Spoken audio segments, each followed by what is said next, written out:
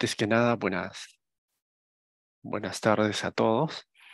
Eh, el día de hoy vamos a hablar sobre el tratamiento de las anemias, pero para entender mejor todo este proceso, primero vamos a hacer un breve repaso sobre las anemias. Entonces, como sabemos, nosotros dentro del sistema cardiovascular tenemos una serie de elementos que van circulando, ¿no? Tenemos glóbulos rojos, tenemos plaquetas y tenemos leucocitos. Las células más abundantes vienen a ser los glóbulos rojos. Los glóbulos rojos en su interior tienen una proteína que se encuentra en su estado cuaternario que viene a ser la hemoglobina. Esta proteína tiene como función transportar oxígeno. ¿Y por qué tenemos tantos glóbulos rojos para transportar oxígeno? Porque las células necesitan producir energía y lo hacen a través del metabolismo aeróbico, es decir, utilizando oxígeno. Es la forma más eficiente de producir energía para que las células de nuestro cuerpo puedan cumplir su función. Y esta es la estructura de la hemoglobina, de esta proteína. Tiene su cadena globina y el grupo hemo. Como vemos, el grupo hemo en la parte central, uno de los componentes más importantes del grupo hemo es el hierro. Entonces se necesita hierro para poderle dar funcionalidad a esta proteína. Y en la zona central está formado primero por cuatro cadenas, dos cadenas beta y dos cadenas alfa. Y en la parte central de estas cadenas es donde se transporta el oxígeno, ¿no? Ya sabemos que ocurren cambios cambios conformacionales desde el pulmón hasta los tejidos periféricos que permiten por un lado captar y por otro lado liberar el oxígeno.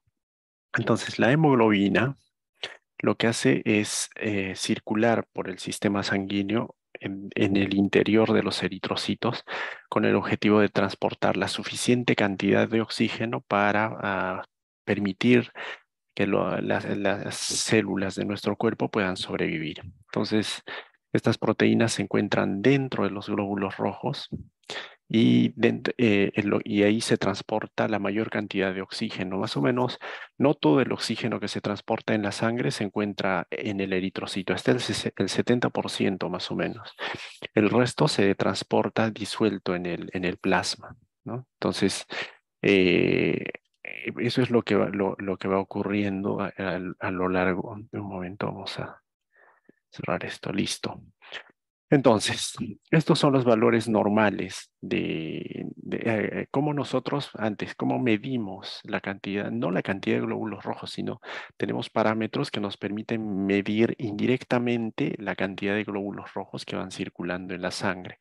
Esto en relación a un mililitro de sangre, por ejemplo. Sabemos que la sangre está formada por líquido y por células.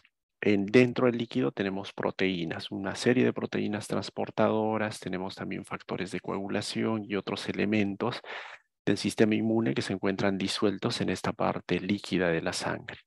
Entonces, para evaluar la cantidad de sangre en el cuerpo, tenemos en primer lugar la hemoglobina, el hematocrito y se puede realizar el recuento de glóbulos rojos. De estos tres parámetros, el más preciso para poder hacer el diagnóstico de anemia es el hematocrito.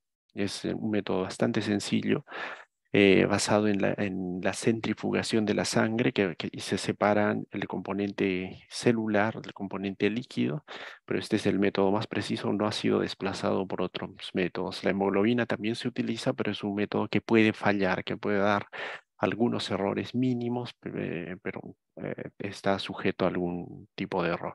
Mientras que el hematocrito, pese a ser un método sencillo, nos da valores más precisos. El varón tiene más eritrocitos que la mujer. ¿Por qué? Porque el varón tiene una hormona que viene a ser la testosterona, que adicionalmente estimula la formación de glóbulos rojos, y en el caso de la mujer, las hormonas femeninas lo que hacen es mejorar el intercambio gaseoso, produciendo no, broncodilatación. La progesterona, por ejemplo, produce broncodilatación y al mejorar el intercambio gaseoso se necesitan menos glóbulos rojos y hay menor estímulo hipóxico para producir glóbulos rojos. Y también tenemos a la menstruación, ¿no? A las pérdidas sanguíneas durante el periodo menstrual, que son, diríamos, como un mecanismo protector para el caso de las mujeres.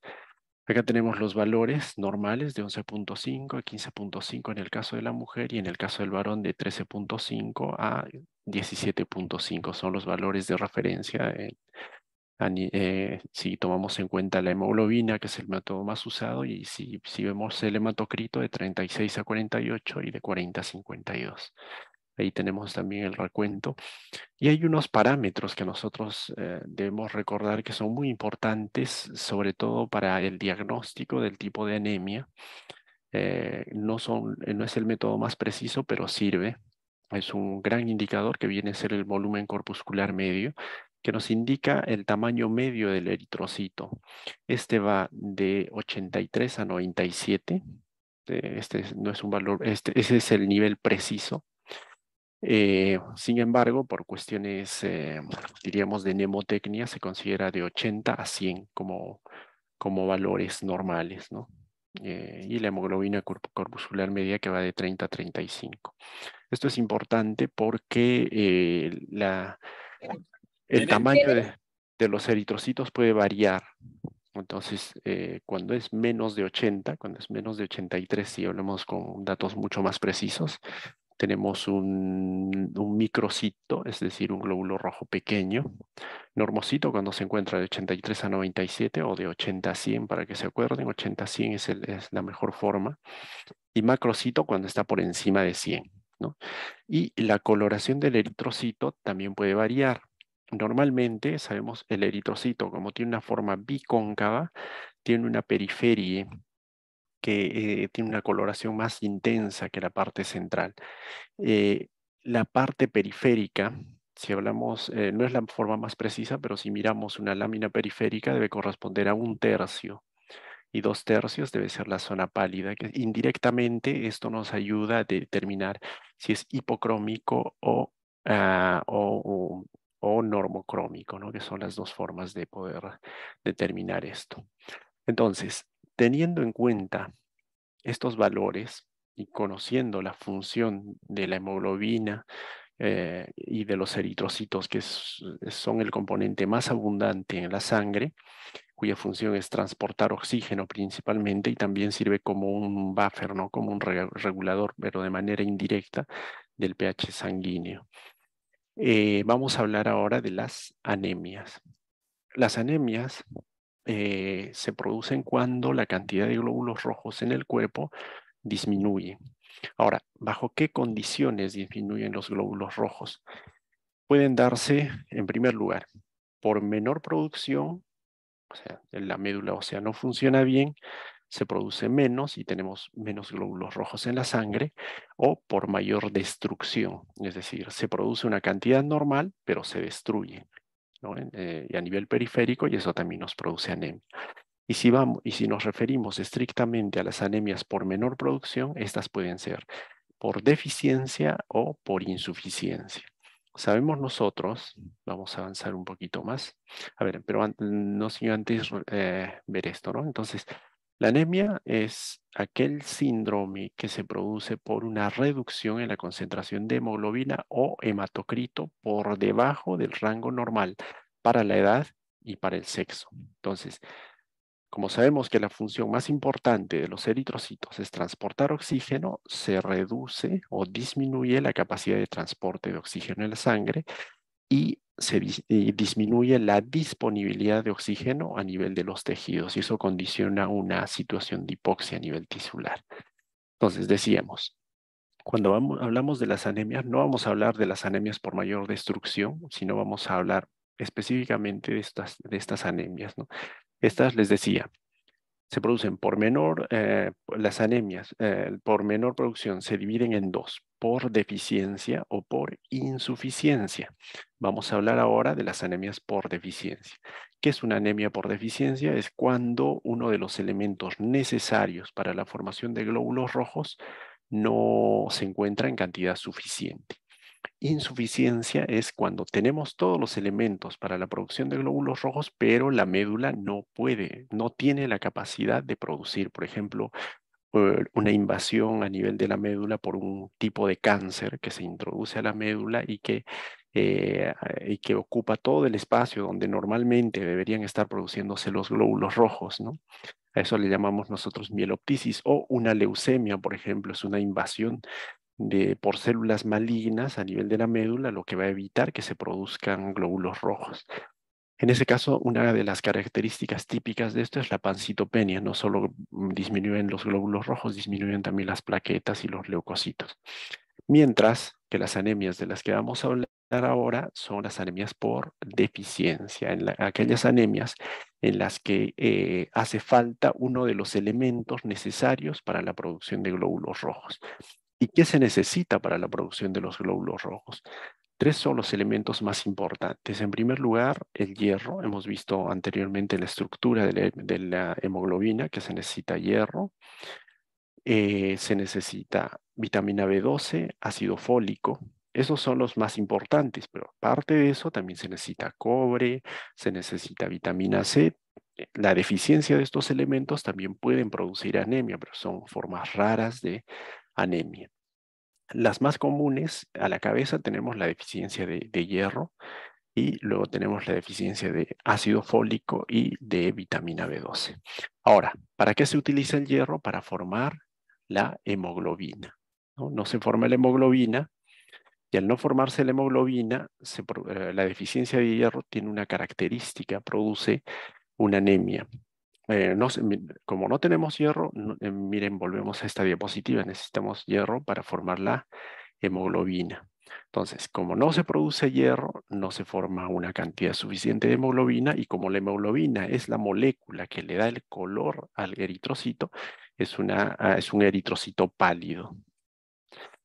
Y otra característica de estas anemias es que son glóbulos rojos pequeños, con un volumen corpuscular medio menor a 80 y una concentración de hemoglobina corpuscular media menor a 30, ¿no? Entonces, esa es la característica de las anemias por deficiencia de hierro. Las anemias por deficiencia de ácido fólico y vitamina B12 se caracterizan por lo contrario, porque son glóbulos rojos grandes con un volumen corpuscular medio mayor a 100.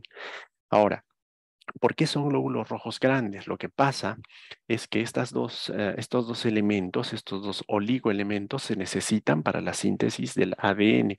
Participan en la formación de dímeros de pirimidina en el proceso de replicación del ADN. Cuando se están produciendo glóbulos rojos, el ADN empieza a dividirse para dar lugar a la división celular y a la formación de muchos glóbulos rojos.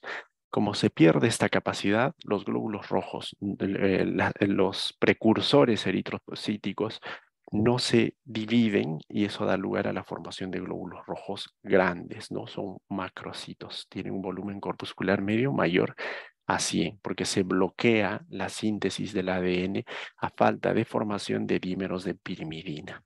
Entonces, acá en este grupo tenemos a las deficiencias de vitamina B12 y ácido fólico.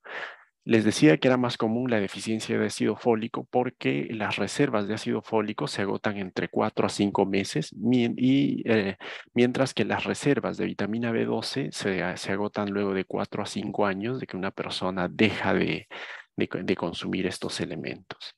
Y acá tenemos el otro grupo de anemias, son los que no vamos a hablar, aquellas anemias que se producen por mayor destrucción que tienen una causa distinta. Entonces, en primer lugar vamos a hablar de la deficiencia de hierro, ¿no? De aquellas anemias por deficiencia de hierro, que vienen a ser la forma más común de las anemias. Normalmente nosotros tenemos un almacén de hierro, esto es lo normal, un almacén de hierro. Estos se van a transportar en una proteína que es la transferrina que circula en la sangre transportando hierro y se forman los glóbulos rojos y eso hace que tengamos una cantidad de glóbulos, la formación de glóbulos rojos de manera regular, ¿no? Hay un equilibrio entre la pérdida y la absorción de hierro. Entonces, inicialmente, ¿qué es lo que ocurre?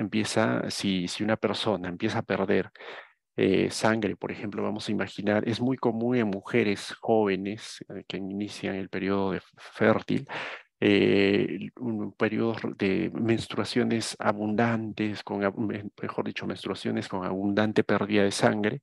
En ese caso, lo que empieza es a disminuir la reserva de hierro, pero todavía sin anemia. Una vez que se acaban las reservas de hierro, empieza a producirse la anemia, primero leve y conforme se va agotando, se produce una anemia severa.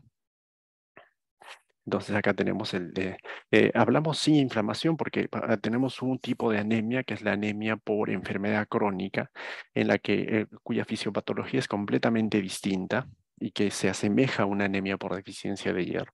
Entonces esto es lo normal, una ferritina entre 60 a 100. La ferritina es el método de laboratorio que nos permite conocer la cantidad, no es la forma directa, es una forma indirecta que nos indica cuánto de hierro tenemos, cuánto de reserva de hierro tenemos. Esto es lo normal, de 60 a 100. Cuando es menos de 25, todavía no tenemos anemia y la anemia empieza a producirse cuando la deficiencia de hierro es menor a 10. En el caso de la ferritina, se mide en microgramos por litro. Miren, ya a partir de este valor, antes se decía 30, pero los estudios recientes nos muestran que se produce a partir de una ferritina menor a 10, ya una anemia, que va a progresar, que va a disminuir, la hemoglobina va disminuyendo progresivamente conforme se van agotando las reservas de hierro, ¿no? Esto con inflamación lo vamos a pasar. Entonces, para el caso de las anemias por inflamación crónica, solo para tener una idea, miren, este es el hierro. Este es un transportador que es el transportador de metales divalentes. Lo que ocurre es que el hierro férrico tiene que convertirse en hierro ferroso y esto se produce gracias a la ferrirreductasa que se encuentra en el borde en cepillo y gracias al pH ácido del estómago. Entonces el hierro férrico se convierte en su estado ferroso y atraviesa este transportador de metales divalentes, ingresa al enterocito y a través de esta compuerta, que es la ferroportina, sale hacia la sangre. Cuando se produce una enfermedad crónica que puede ser, que produce inflamación, que puede ser una enfermedad autoinmune o una infección. Entonces, ¿qué ocurre? Se produce esta proteína a nivel del hígado que se llama hepcidina, que va a bloquear a este a la ferroportina. Cierra la ferroportina y todo el hierro se queda acá y no pasa nada de hierro hacia la sangre y se produce un tipo de anemia por deficiencia de hierro. Una de las características de esta es que es normocítica, normocrómica.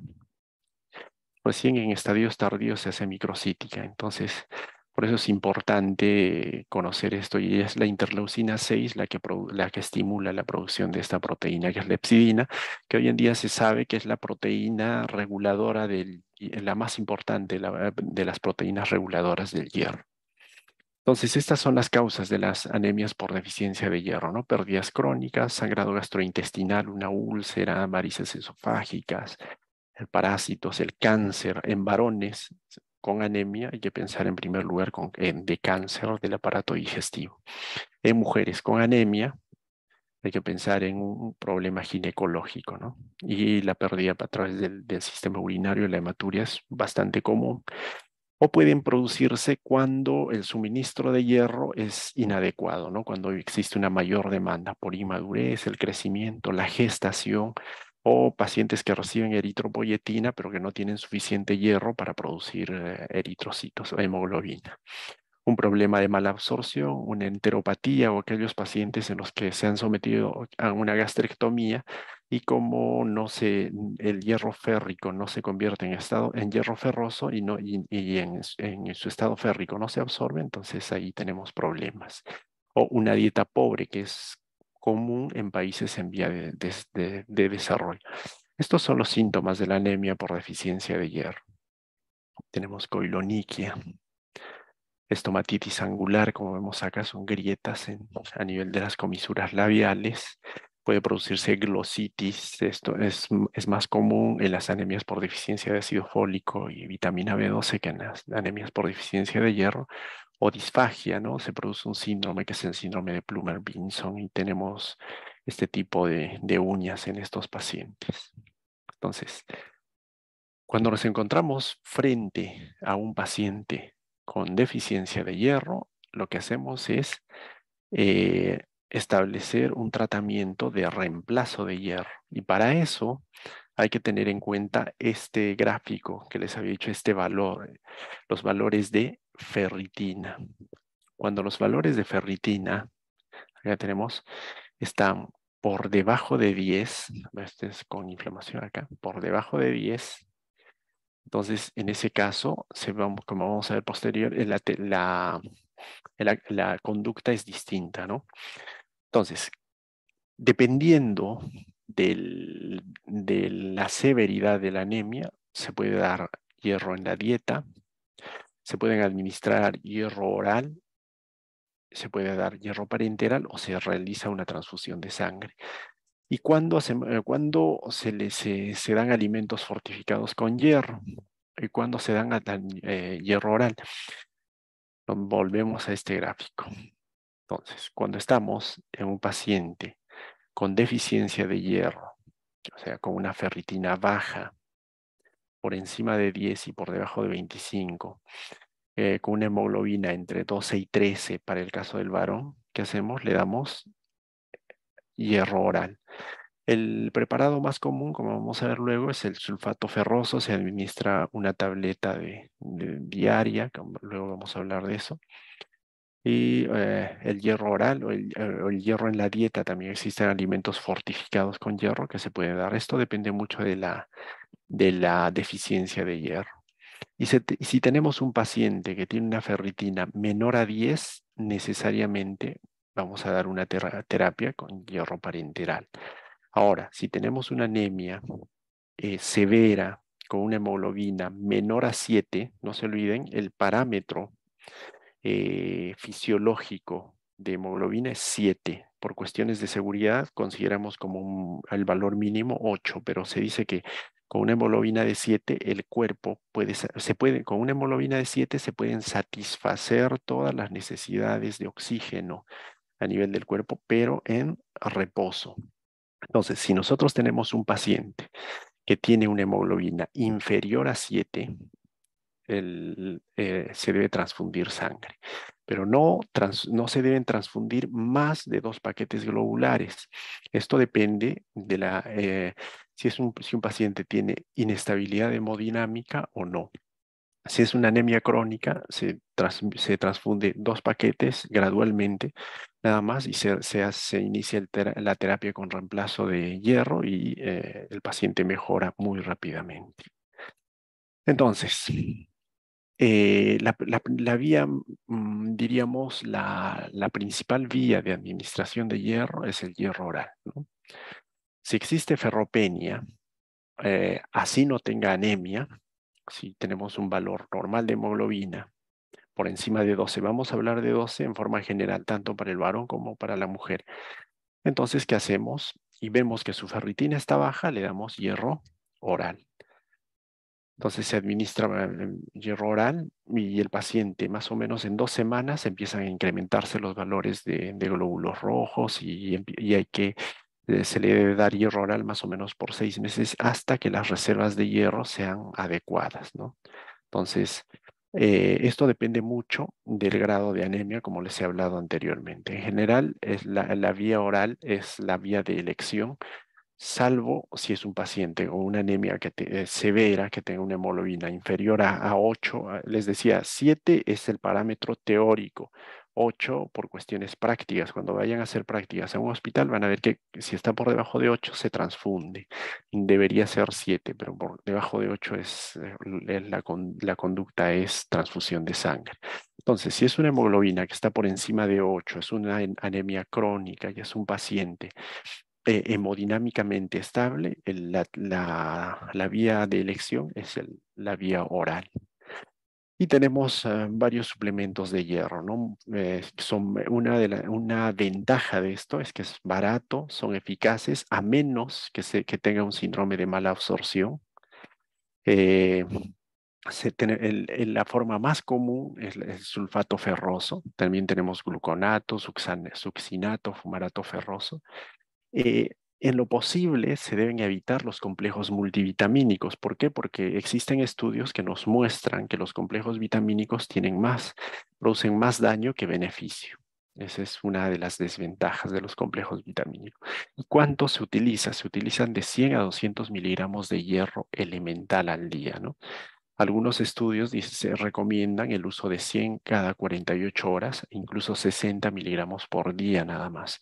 Ahora, antiguamente, y hace algunos años, se recomendaba dar a mediodía porque supuestamente a mediodía el pH del estómago es inferior, y eso ayuda a convertir el hierro fer- eh, férrico en hierro ferroso, y eso facilitaría la absorción. Y se hablaba también de alimentos ácidos. Hoy en día no existen estudios que muestran que no es lo mejor. De preferencia se dice a mediodía y con los alimentos, porque para evitar efectos secundarios como epigastralgias, por ejemplo, que es muy común en pacientes que toman hierro, ¿no? Entonces, se puede administrar en ayunas, con o sin ácido, y es independiente, no necesariamente con ácido. Entonces, para el caso de las sales ferrosas, esta es la vía de elección: el sulfato ferroso de 100 a 200 miligramos al día. La sal no es igual que el, que el hierro elemental. Si, por ejemplo, si tenemos una sal ferrosa, esta tiene solo 60 miligramos de hierro elemental, y esto es suficiente. La mayoría de estudios muestran que con 60 miligramos de hierro elemental, o sea, si le damos sulfato ferroso 100 miligramos o 200 miligramos, es suficiente porque no se absorbe todo, se absorbe más o menos el 2% del total del hierro que se le da, ¿no? Entonces, se recomienda tomar en ayunas, y se deben evitar antiácidos. Otros compuestos: tenemos las formas férricas, que son mejor toleradas, pero tienen menos hierro y se absorben menos porque todavía tienen que convertirse en su forma ferrosa y recién. Lo malo es que tienen un costo más alto, tienen una peor tolerancia que las formas ferrosas. Tenemos los preparados férricos liposomados, que tienen mejor tolerancia y disponibilidad. El inconveniente es el precio también. Hoy en día tenemos una serie de componentes de hierro que tienen un mejor nivel de tolerancia, ¿no? Les decía, la ventaja es que es barato, fácil de administrar. La desventaja es la pobre absorción. Se absorben 5 a 10 miligramos por día para el caso del hierro oral. Tiene muchos efectos secundarios comunes, y tienen epigastralgias, en muchos casos pues, se produce estreñimiento. Y lo malo es que mucha gente olvida tomar su hierro. Entonces, hay un incumplimiento bastante común en la terapia de hierro oral, ¿no? Y su absorción es limitada, y su absorción, cuando hay un proceso inflamatorio, también es reducida. Ya tenemos entonces todo esto que hayamos visto. Ya dijimos, es la vía de elección. La mejor es la sal ferrosa, que tiene el problema fundamental, es la baja tolerabilidad digestiva y la baja absorción. Y el incumplimiento terapéutico es alto, hasta del 60%. Luego tenemos los suplementos intravenosos, que se utilizan sobre todo cuando tenemos una hemoglobina por encima de 8. Un paciente con una hemoglobina por encima de 8 generalmente no presenta inestabilidad hemodinámica. Entonces, en este caso se recomienda no transfusiones, porque las transfusiones son inevitablemente inseguras, o riesgosas. Entonces, lo mejor es administrar hierro endovenoso, y con la administración de hierro endovenoso se repone rápidamente la deficiencia, y la médula responde rápidamente y empiezan a producirse los glóbulos rojos pronto, ¿no? Entonces, tiene sus ventajas en relación al hierro oral. Eh, no necesita absorción, su eficacia es rápida, el efecto terapéutico es rápido, no hay necesidad de absorción y no existen problemas de tolerancia digestiva. El problema es el precio, y puede generar algunos efectos adversos no digestivos. Puede producir una disgeusia, la incapacidad para sentir sabores, algunas veces hipotensión, pero en el momento de la administración luego ya no hay problemas. Puede generar problemas pseudogripales, puede producir un poco de rubor. Rara vez se produce anafilaxia, en casos de infección existe cierta controversia. Se dice que no se debe administrar porque la infección puede agravarse y se espera que se resuelva el proceso infeccioso para administrar el hierro endovenoso. Entonces, ¿cuándo indicamos la administración de hierro endovenoso? Cuando necesitamos una recuperación rápida. Mira, tenemos una hemoglobina de 8 y necesitamos elevar ya el nivel de hemoglobina. En aquellos pacientes que tienen problemas de mala absorción o cuando el tratamiento con hierro oral no es eficaz. Entonces, les decía, ¿no? Una ferropenia, cuando necesitamos recuperar rápidamente el hierro en una anemia ferropénica grave, cuando la hemoglobina es menor a 8, anemia ferropénica en el segundo o tercer trimestre de la gestación, no antes, en testigos de Jehová que no aceptan una transfusión, pero que se pueden recuperar con hierro. En problemas de mala absorción, una gastrectomía, un bypass gástrico, una gastritis atrófica, etcétera. En fallo del tratamiento oral, ¿no? Una intolerancia al hierro oral que esté demostrada, o cuando existe una refractariedad en aquellos pacientes que pese a que se les administra hierro, no se observa una recuperación. Entonces, también se utiliza en la enfermedad renal crónica, ¿no? En aquellos pacientes que están dializados y en los no dializados. Se utiliza en el periodo prenatal y en el periodo posparto porque por la mayor demanda de hierro, las mujeres en este periodo sufren deficiencia de hierro con mucha frecuencia en problemas gastroenterológicos, ¿no? En problemas inflamatorios que evitan la absorción del hierro, como la enfermedad de Crohn, la colitis ulcerosa, cuando existen pérdidas de sangre que pueden ser agudas o crónicas en aquellos pacientes con cáncer o con algún problema digestivo que condicione la pérdida continua de sangre, en el pre y posoperatorio, en pacientes oncológicos, en la insuficiencia cardíaca crónica también, en las infecciones urinarias, en ancianos, en los cuidados paliativos también se puede utilizar, pero no es común en estos casos. Entonces, estas son las indicaciones del hierro endovenoso, ¿no? Una anemia sintomática grave que requiere eritropoyesis acelerada, el fracaso del hierro oral por intolerancia gastrointestinal, en un fracaso del hierro oral por problemas de absorción, una infección por Helicobacter pylori, una gastritis autoinmune, la enfermedad celíaca, una cirugía de bypass gástrico, una enfermedad inflamatoria intestinal, en anemias asociadas al cáncer y la quimioterapia, en anemia con enfermedad renal crónica, les había dicho, y cuando existen pérdidas continuas de sangre por vía digestiva o por vía genital en el caso de las mujeres. Y para la administración de hierro, esto para el caso eh, para la administración de hierro endovenoso, se debe hacer el cálculo de la deficiencia de hierro. O sea, necesitamos saber cuánto de hierro necesitamos reponer en el paciente. Esto no para todos los casos. En el caso del hierro polimaltosado no se necesita realizar este cálculo, ya tiene un estándar. Entonces, cuando el peso es inferior a 35 gramos, cuando el peso corporal, y nuestro objetivo es de 13, por ejemplo, y necesitamos darle una reserva de hierro de 15 miligramos por kilo de peso corporal. Entonces, acá tenemos un factor que es el 2.4 que tiene que ver con el depósito de hierro y esta es la fórmula, la vamos a ver luego, que está mejor que acá. Entonces, ya hemos hablado de esto. Entonces, una vez administrado el hierro, ¿a cuánto tiempo se hace la evaluación? A los 7 a 10 días se hace el recuento de reticulocitos y se ve que hay un incremento importante en la cantidad de reticulocitos, ¿no? Llegan a su máximo nivel y la hemoglobina y el hematocrito empiezan a incrementarse a partir del día 14 hasta el día 21 y se normalizan luego de 2 meses, ¿no? Y se administra todavía hasta 4 a 5 meses porque en ese periodo se normalizan las reservas de hierro que necesitamos estén bien para evitar nuevamente una deficiencia de hierro. Entonces, el cálculo de la cantidad de hierro a administrarse se hace para el hierro sacarato, no en el caso del hierro polimaltosado.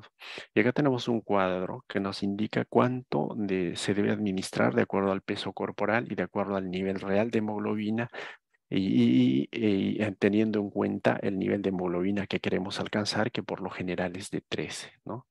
Acá tenemos el peso corporal y esto se puede obtener utilizando la fórmula que hemos visto anteriormente, esta fórmula, que es el déficit de hierro sobre 20 miligramos por hierro de mililitro. Esto es la cantidad de Venofer que vamos a administrar teniendo en cuenta esto. Ahora, esta fórmula es una fórmula antigua, diríamos. Hoy en día ya no se necesita hacer este cálculo porque ya tenemos preparados de hierro que se administran de manera estandarizada, como vamos a ver para el caso del hierro polimaltosado. Ahora, cuando el peso corporal es menor a 35, el objetivo es de 13, y cuando es mayor a 35, el objetivo es de 15. Esto es un valor teórico, diríamos. Nosotros consideramos siempre como nivel objetivo de 13.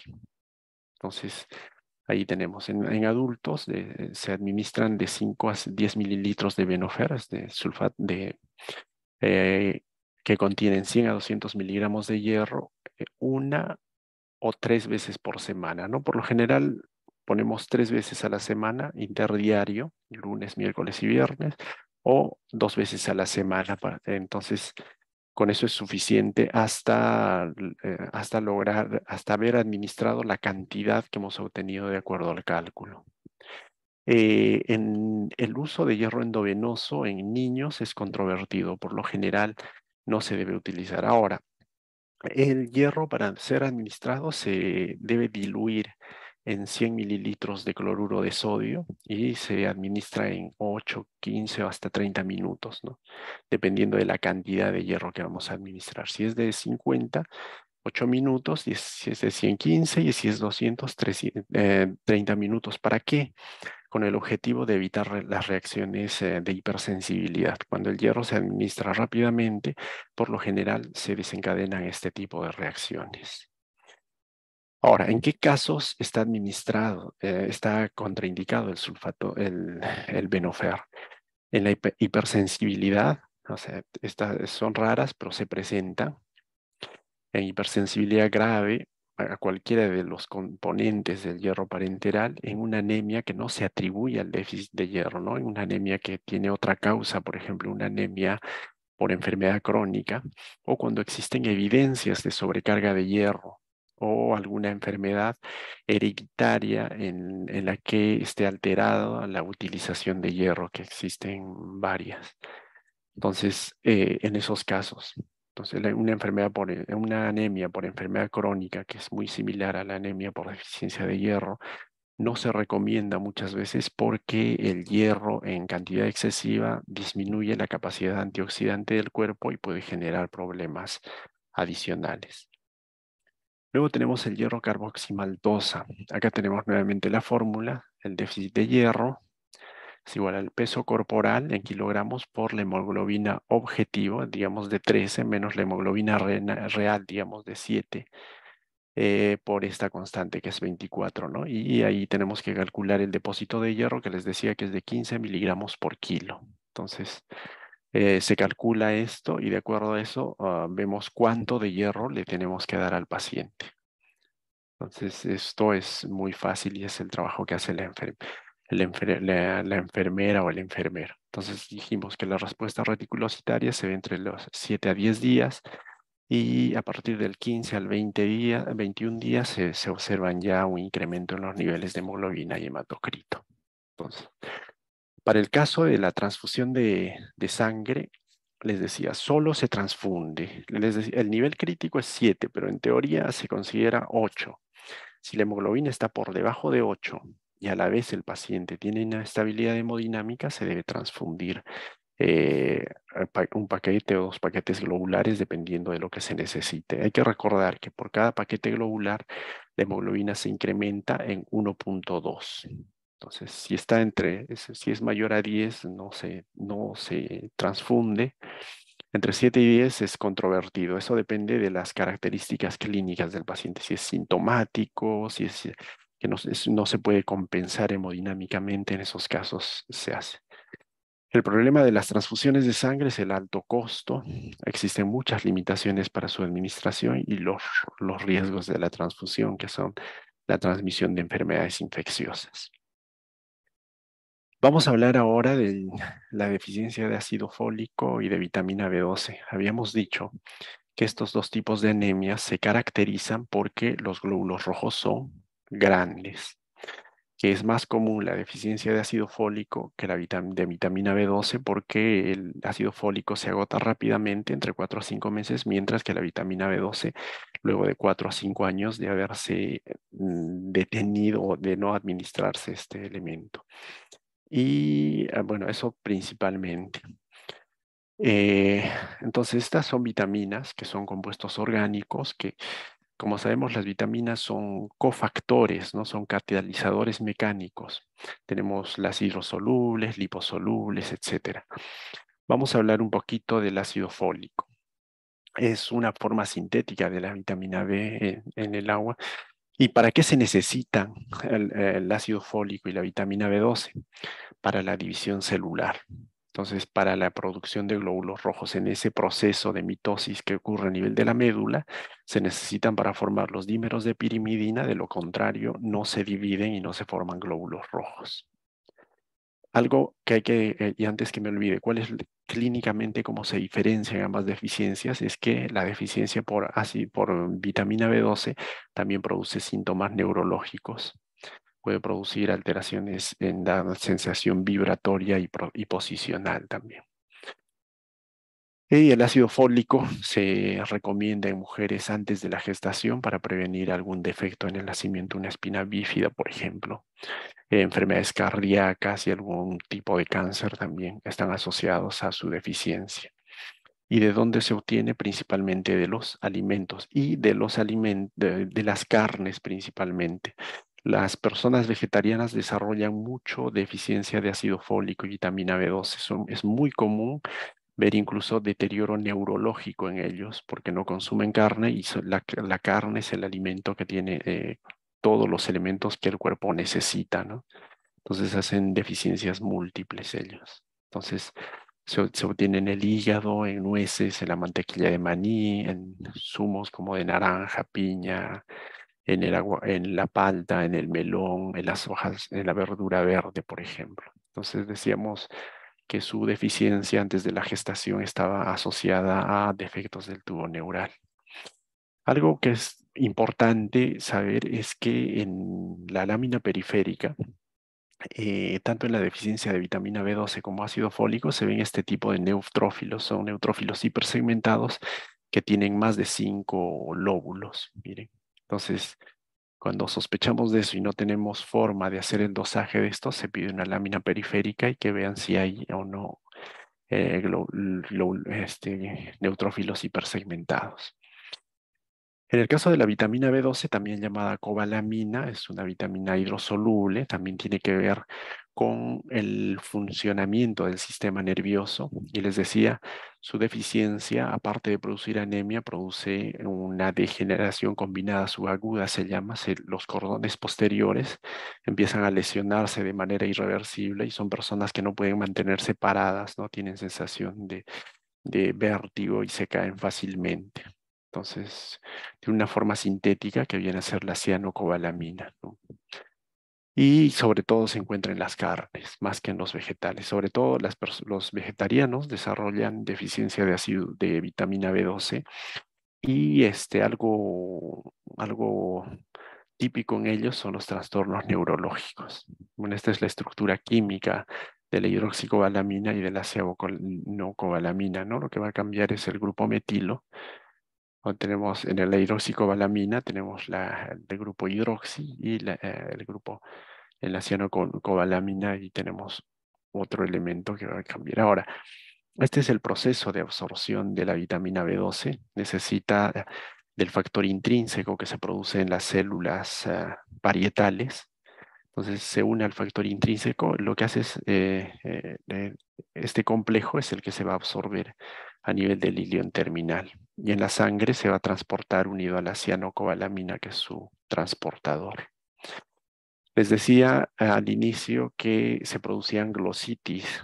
Entonces, la incapacidad para la división celular no solo se produce a nivel de la médula, también se produce en otros tejidos. Y sabemos que los tejidos de mayor recambio o celular es el tejido el epitelio del aparato digestivo y se produce una glositis, es una lengua lisa que es típica en la deficiencia de vitamina B12 y ácido fólico. Esto a falta de división celular y hay trastornos incluso en la absorción de estos. Igual vamos a ver neutrófilos hipersegmentados en este caso. Estos son glóbulos rojos grandes, ¿no? Se observan macrocitosis.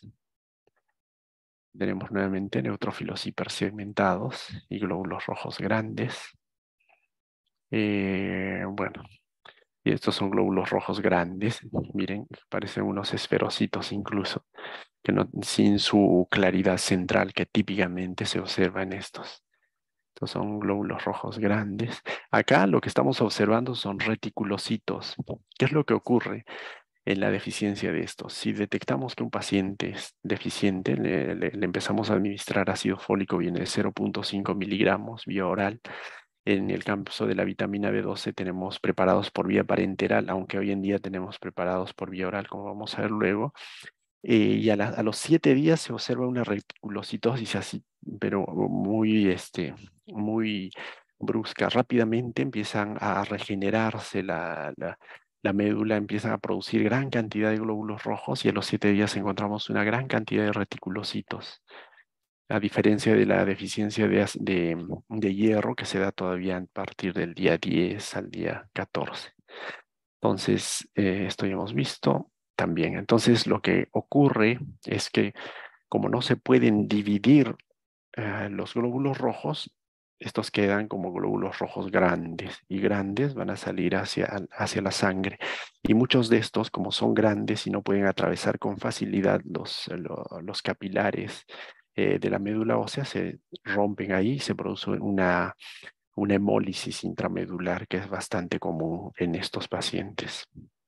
Entonces, se produce glositis, síntomas de anemia como debilidad, palidez, dificultad para respirar, algún problema gastrointestinal como pérdida de peso e infertilidad. Esto porque no se recambian adecuadamente las células del aparato digestivo y eso evita el proceso de absorción, ¿no? Entonces, lo que vamos a ver típicamente es un aumento del volumen corpuscular medio por encima de 97 o por encima de 100 generalmente. Se hace el dosaje de ácido fólico y vitamina B12 y estos se encuentran bajos, ¿no? Y se miden dos elementos, la homocisteína y el ácido metilmalónico. La homocisteína está aumentada en ambos casos, en la deficiencia de vitamina B12 y ácido fólico, y el ácido metilmalónico está aumentado en la deficiencia de vitamina B12. ¿Por qué es importante esto? Porque es cuando estos empiezan a aumentar, estos pueden generar problemas tromboembólicos en estos pacientes. Hemos visto esto. ¿Y cuál es el tratamiento? Primero debemos distinguir entre las dos deficiencias, ¿no? Y el tratamiento es simple, simplemente debemos suministrar estas vitaminas. Entonces, se administra el ácido fólico por vía oral, ¿no? Incluso en personas con problemas de la absorción se administra por vía oral, pero en grandes cantidades. Por ejemplo, si una persona que no tiene un problema de absorción toma una tableta diaria, a los que tienen problemas de absorción les damos 5 tabletas 2 veces al día, es decir, 10 tabletas. Y al haber una gran cantidad de ácido fólico en el aparato digestivo, esto es una pequeña cantidad empieza a absorberse y eso empieza a mejorar la condición clínica de los pacientes. Y esto se debe administrar por mucho tiempo, durante varios meses, ¿no? En algunos casos se administra de por vida, sobre aquellos pacientes que se someten a diálisis, por ejemplo. Entonces, estos pierden mucho ácido fólico y tienen que tomar ácido fólico de por vida. Para el caso, y la dosis es de 0,5 miligramos en aquellos que no tienen problemas de absorción. En el caso del déficit de vitamina B12, sobre todo en niños, el requerimiento va a cambiar con la edad. Entonces, en menores de 3 años no se usa la vitamina B12 porque tiene alcohol bencílico. Si es muy imprescindible, se puede utilizar. Hay que ver la relación, el riesgo y beneficio para ver si le damos o no. Entonces, si se administra, se tiene que tener una supervisión estricta de estos pacientes. La anemia perniciosa es la deficiencia de vitamina B12 cuando existe un problema en la absorción de vitamina B12. En estos casos se administra vitamina B12 de 30 a 100 microgramos cada 24 horas, esto por vía intramuscular.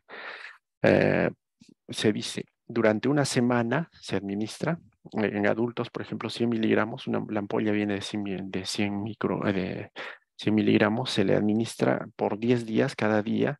A partir del día 11 se administra una ampolla cada semana por un mes y con eso es suficiente, ¿no? Hasta completar este periodo. Luego se hace la evaluación y dependiendo de la concentración de vitamina B12 en la sangre, se evalúa si se necesita o no administrar una cantidad adicional.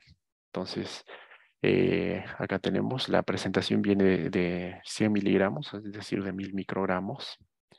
Se administra a diario la primera semana, pero también se puede administrar en intervalos de 2 a 3 días hasta completar 5 a 7 dosis.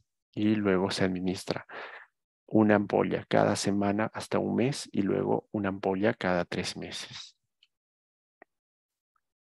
Ya tenemos 5 a 10 días, luego 100 a 200 microgramos semanal hasta conseguir la remisión completa, ¿no? Cuando existe un compromiso neurológico, inicialmente se administran 1000 microgramos por día, más ácido fólico 5000 miligramos por día por una semana. 5 miligramos representa más o menos 12 tabletas. Ahora, en el caso de la vitamina B12 existen preparados que vienen de 6000 microgramos. Es una concentración alta porque como no se absorbe fácilmente por el aparato digestivo, al ser una concentración alta, una pequeña cantidad se llega a absorber, que es lo suficiente como para reponer la deficiencia de esto. Entonces, cuando existe una mala absorción de vitamina B12, se administran 1000 microgramos por 2 a 3 meses. Cuando existen desórdenes a nivel ocular, 1000 microgramos intramusculares diarios por 2 semanas, luego 1000 microgramos 2 veces por semana hasta por 4 semanas. En niños, la dosis es de 30 a 50 microgramos por día, ¿no? Eso, y 100 microgramos al mes hasta la remisión, que es la dosis de mantenimiento. Y cuando existe una deficiencia congénita de transcobalamina, se administran 1000 microgramos por 2 veces por semana. Entonces, este gráfico nos muestra la respuesta al ácido fólico y la vitamina B12. Miren, se empieza a administrar en el día 0 y la cantidad de reticulocitos entre el séptimo y 10 días se incrementa hasta en 400 veces, demasiado. Y rápidamente empiezan a incrementarse, a mejorar los niveles de hemoglobina. Entonces, la respuesta a la vitamina B12 y ácido fólico es muy, muy buena, ¿no? Según sea la vía de administración. Bueno, muchísimas gracias. Yo no sé si tengan alguna pregunta. Tenemos 6 minutos para resolver sus preguntas. Lo pueden hacer por el chat si desean. Hemos tenido que avanzar un poco rápido por el tiempo. Espero que se entienda bien y seguro tendrán las diapositivas para poder repasar lo que hemos hecho. A ver, Camila.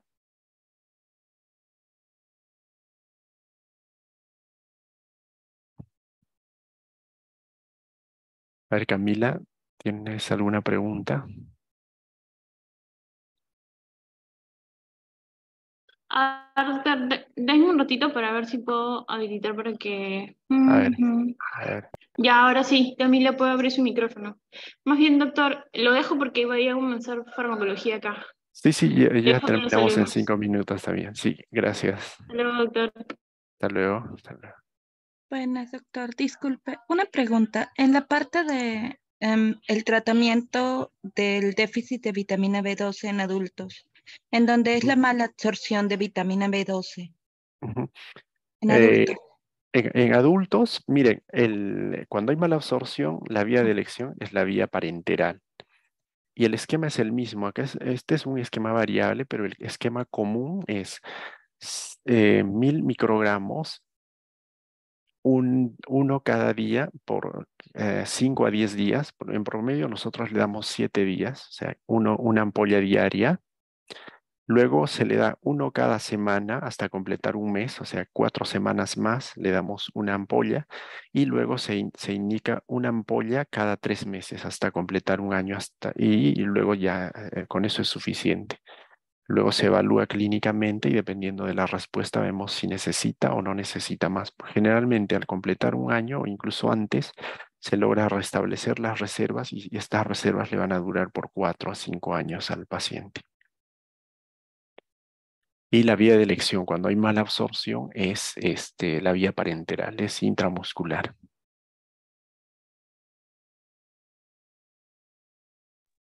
Ok, gracias, doctor. De nada. ¿Tendrán alguna otra pregunta?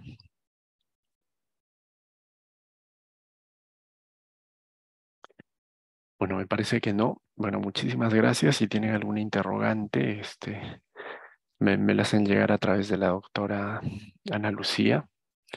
Bueno, los dejo ahora porque están a punto de iniciar su clase con la doctora. Muchísimas gracias. Hasta una próxima oportunidad.